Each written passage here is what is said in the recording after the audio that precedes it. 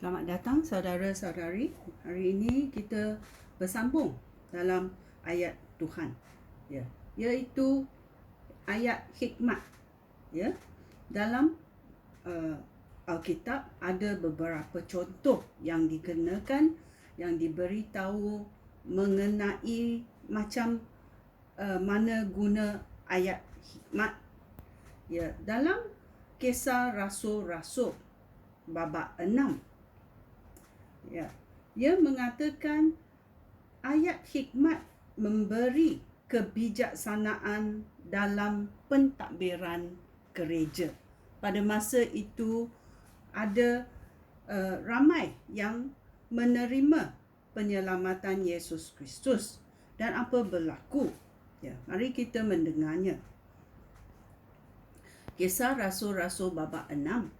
Tidak berapa lama kemudian, apabila bilangan pengikut Yesus semakin bertambah, berlakulah pertengkaran antara orang Yahudi yang berbahasa Yunani dengan orang Yahudi yang berbahasa Ibrani. Orang Yahudi yang berbahasa Yunani berkata bahawa balu di kalangan mereka tidak menerima bantuan wang sehari-hari. Oleh itu, 12 orang rasul itu mengumpulkan semua pengikut Yesus dan berkata kepada mereka, ya, mereka semua berkumpul dan pengikut semua, ya, mahu mendengar apa kesimpulannya. Mana ayat hikmat ini, ya? Tidak patut kami abaikan tugas mengkabarkan firman Allah untuk menguruskan masalah kewangan. Ya. Oleh itu, pilihlah 7 orang di kalangan saudara yang dikuasai oleh Roh Allah dan juga bijaksana.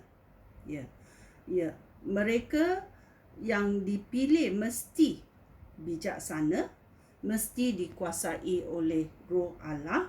Karakter mereka itu adalah baik, tingkah laku mereka itu baik, boleh dipercayai. Kerana masalah kewangan ini membuat kita tamak.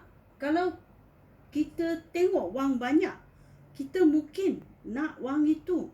Bolehkah kita dipercayai?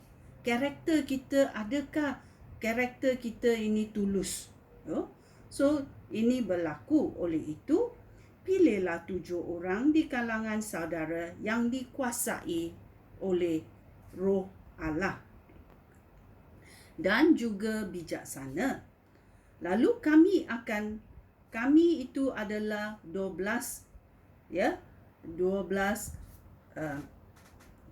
nabi itu, ya, dan kami akan menugaskan mereka menguruskan hal itu. Kami sendiri akan menggunakan masa kami untuk berdoa dan memberitakan perkabaran daripada Allah. Semua orang itu setuju dengan cadangan rasul-rasul. Oleh itu, mereka memilih Stefanus, seorang yang sangat percaya kepada Yesus dan dikuasai oleh Roh Allah.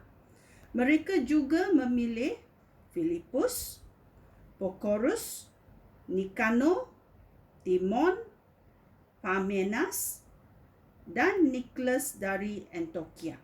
Nicholas itu seorang bukan Yahudi yang sudah memeluk agama Yahudi. Ya. 7 orang itu dihadap kepada rasul-rasul. Lalu rasul-rasul berdoa dan meletakkan tangan ke atas kepala mereka untuk melantik mereka melakukan tugas masing-masing.